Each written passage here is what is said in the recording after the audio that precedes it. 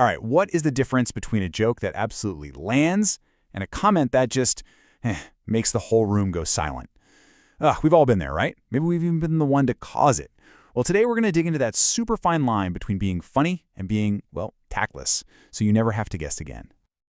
So, let's kick things off with a wild, real-life story. There's this guy, Ty, and he hops on a business call and says this. I mean, you'd think that's an instant career ender, right? Like, HR is already on the line. But get this, his business partner just burst out laughing. It didn't kill the vibe, it actually made their connection stronger. So what is going on here? How did that work? The answer to that question really gets to the heart of what separates humor that builds bridges from words that, well, just make you cringe. Okay, to really get what makes a joke work, we first have to talk about what a joke isn't. And that means we gotta look at its much more manipulative and way less fun cousin, the lie. I mean, think about it. They're both technically not true, but how they operate, totally different worlds. And you know, the huge difference between the two, it all boils down to one single powerful idea: expectation. This is the secret sauce, the one thing that completely changes the game when you say something that isn't technically true. So let's go back to Ty's mistress joke for a second. The whole story was so over the top, so ridiculous that no one in their right mind was expected to believe it. The goal was obvious: get a laugh together. A lie? It's the total opposite. It needs you to believe it. Its whole purpose is to deceive, not to connect. Okay, but what happens when something isn't quite a joke, but it's not a lie either? There's this tricky gray area where a comment, even one without any bad intentions, can still do some real damage.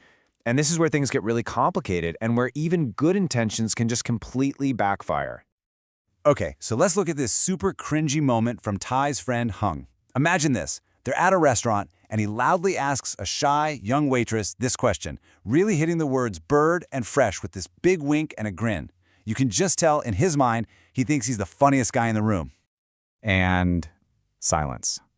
The laughter at the table was that awful, forced kind. You could feel the air just get thick with awkwardness, and the poor waitress was bright red. This is a textbook example of what the Vietnamese call vo duyên. And it's not just about being rude. It's deeper. It's about a total failure to read the room, a complete lack of social grace. So, how does a joke go so wrong that it becomes a full-on communication catastrophe?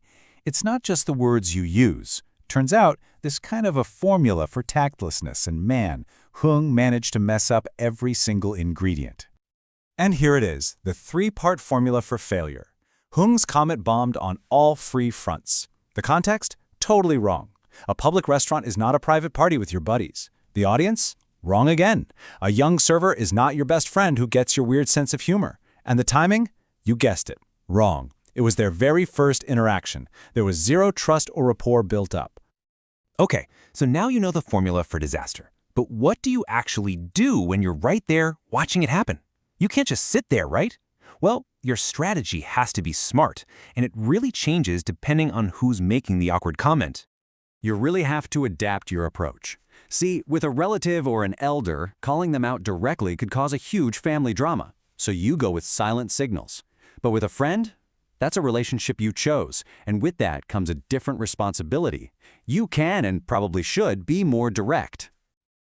Yeah, with an older relative, your power move is silence. Just don't laugh. Let your expression go serious, maybe even a little surprised. That look sends a crystal clear message. Wow, I can't believe you just said that. You're siding with the person who was targeted and separating yourself from the comment, all without saying a single word that could be seen as disrespectful. Now, with a friend like Hung, you can pull them aside later and have a real talk. And look, this isn't about threatening them, right? It's about setting your own boundaries. You can't make them change, but you absolutely can control who you hang out with. And that choice says a lot about what you stand for. But you know, the hardest situation of all, it's when the mirror is pointed at you, when you're the one who is tactless. Oof. It takes a lot of guts to face that. Even our guy Ty had to learn this the hard way when a friend finally pulled him aside and gave him some tough but much-needed feedback.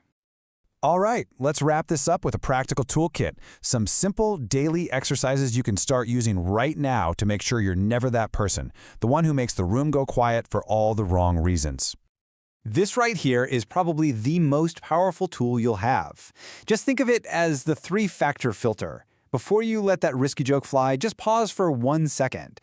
And in that second, run a quick mental check. Is this the right place? Is this the right person? And is this the right moment?